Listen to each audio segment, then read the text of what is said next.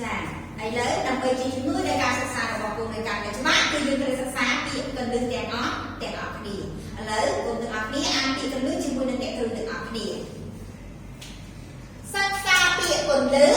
1វិធីថ្នាក់ពាក្យជានាមបែបធ្វើរបៀបឧទាហរណ៍វិធីគុណចំនួនទស្សភាគនិងចំនួនគុណ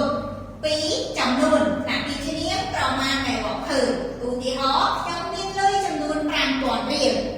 3ផ្នែកថ្នាក់ពាក្យជានាមបែបសង្កាត់ក្រុមឧទាហរណ៍ចំនួនទស្សភាគមានផ្នែកគុណនិងផ្នែកទស្សភាគ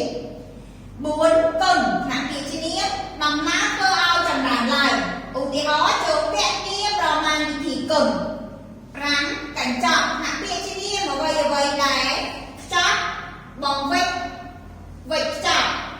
ឧទាហរណ៍នៅមួយកញ្ចក់ចានេះគឺជាពាក្យកន្លឹះរបស់យើងចាឥឡូវកុំទាំងអស់គ្នាសិក្សាមេរៀនជាមួយនឹងអ្នកគ្រូទាំងអស់គ្នាគឺជាមេរៀនថ្មីដែលអ្នកគ្រូត្រូវបង្រៀននៅថ្ងៃនេះគឺវិធីកុំចំនួនទស្សភាគនិងចំនួនគុណចាអ្នកគ្រូក៏មានឧទាហរណ៍សម្រាប់បញ្ចូលផងដែរចា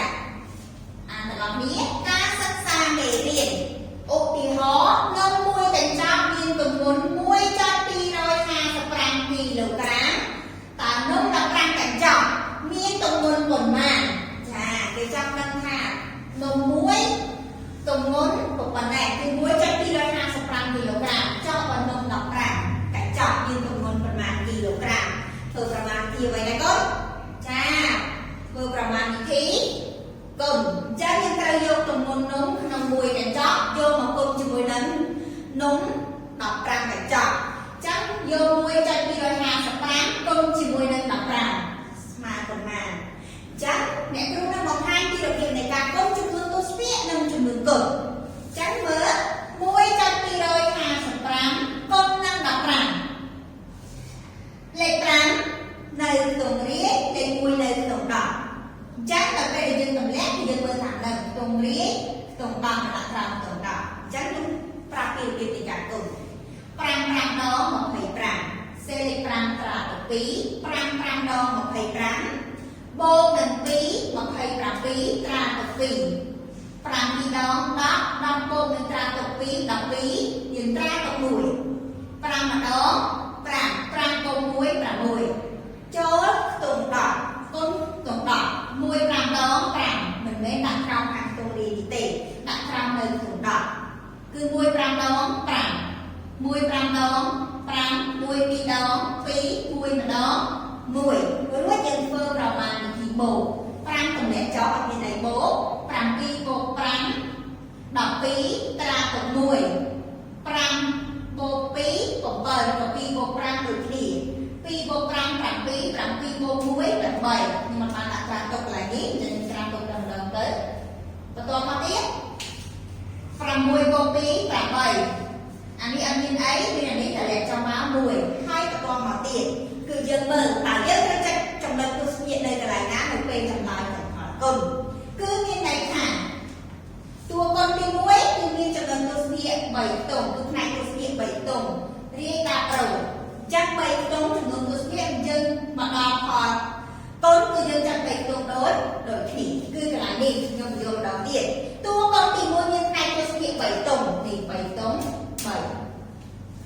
ផលគុណត្រូវតែមានផ្នែកទស្សភាគ3តុងដូចគ្នាចំពោះប្រមាណវិធីគុណចំនួនទស្សភាគនិងចំនួនគុណគឺមានន័យថាចំនួនទស្សភាគមាន3តុងផលគុណក៏មាន3តុងដូចគ្នាដូចនេះតម្លៃរបស់យើងគឺចេញមកគឺ 18.825 គីឡូក្រាមចាស់ក្នុង15កញ្ចក់នោះគឺមានទម្ងន់ 18.825 គីឡូក្រាមឥឡូវយើងចូលទៅមើលបញ្ញា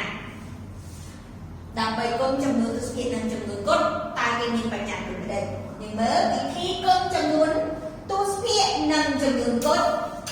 ផ្នែកទស្សភាគនៃផលគុណស្មើនឹងផ្នែកទស្សភាគនៃតួគុណមានន័យថាផ្នែកទស្សភាគនេះ3តុងចំណែកផលគុណក៏3តុងដូចគ្នាបើ2តុងគឺផលគុណចេញមកចាត់2តុងដូចគ្នាចាដើម្បីអ្នកក៏ចង់ដឹងថាតើកូនបានសិក្សាមេរៀនជាមួយអ្នកគ្រូហើយអ្នកគ្រូក៏មានលំហាត់អនុវត្តជូនកូនសម្រាប់គិតផងដែរចាដើម្បីឲ្យកូនកាន់តែច្បាស់ថែមទៀតជាមួយនឹងមេរៀននេះអ្នកគ្រូក៏មានលំហាត់អនុវត្តឲ្យកូនចំនួន5ផងដែរឥឡូវ នុវត្តទាំងអស់គ្នា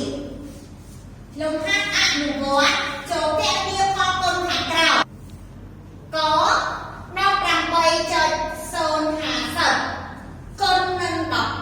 12ខ25.115គុណនឹង18